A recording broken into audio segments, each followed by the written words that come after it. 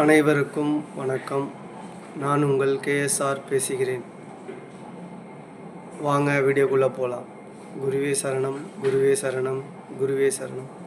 இவ்வுலகில் இருக்கும் அனைத்து மகான்கள், சித்தர்கள், மகரிஷிகள், முனிவர்கள், சாதுக்கள், தேவர்கள், தேவதைகள் அனைவருடைய பாதத்தை வணங்கி இந்த வீடியோவை நான் உங்களுக்கு சமர்ப்பிக்கிறேன்.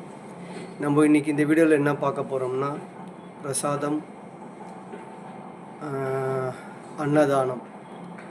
ஏன் பிரசாதம்னு சொல்கிறாங்க, ஏன் அன்னதானம்னு சொல்கிறாங்க? எல்லா கோயிலுக்கும் போனீங்கன்னா பிரசாதமும் கொடுப்பாங்க, அன்னதானமும் போடுவாங்க.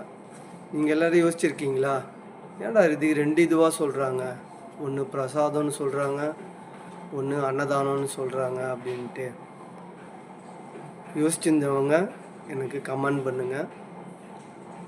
இப்போது நம்ம இந்த ரெண்டு விஷயத்தை தான் நம்ம இந்த வீடியோவில் பார்க்க போகிறோம். பிரசாதம் நம்ம முதல்ல பார்க்க போகிறது பிரசாதம். பிரசாதம்னா என்ன?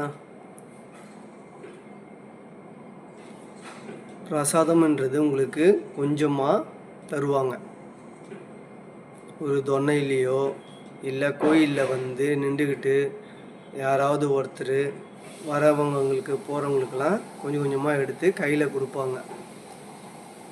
இதுதான் வந்து பிரசாதம். சரிங்களா?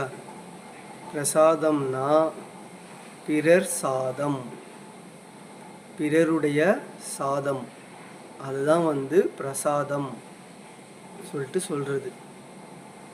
சரிங்களா? பிறருடைய சாதத்தை வந்து நீங்கள் ஏன் வாங்கி சாப்பிட்றீங்க? புரியுதுங்களா? அவங்களுக்கு இருக்கிற கஷ்டங்கள், அவங்களுக்கு இருக்கிற பிரச்சனைகள், அவங்களுக்கு இருக்கிற துன்பங்கள்லாம் போகணுன்னு சொல்லிட்டு அவங்க வேண்டிக்கிட்டு அவங்க கையால் உங்களுக்கு பிறருடைய சாதத்தை கொடுக்குறாங்க. அப்போ அந்த பிறருடைய சாதத்தை நீங்கள் வாங்கி சாப்பிடும்போது அது வந்து உங்களையும் பாதிக்கும். புரியுதுங்களா? அதனால் கோயிலுக்கு போனீங்கன்னா, எந்த கோயிலாக இருந்தாலும் எந்த வழிபாட்டு தலமாக இருந்தாலும் நீங்கள் போனீங்கன்னா பிரசாதத்தை வாங்கி சாப்பிடாதீங்க. அவங்கவுங்க கஷ்டத்தை நிறைவேற்றுறதுக்கும் அந்த கஷ்டத்தை போக்குறதுக்கும் அதனால் கொடுக்கப்படுறது தான் பிரசாதம், பிறருடைய சாதம்.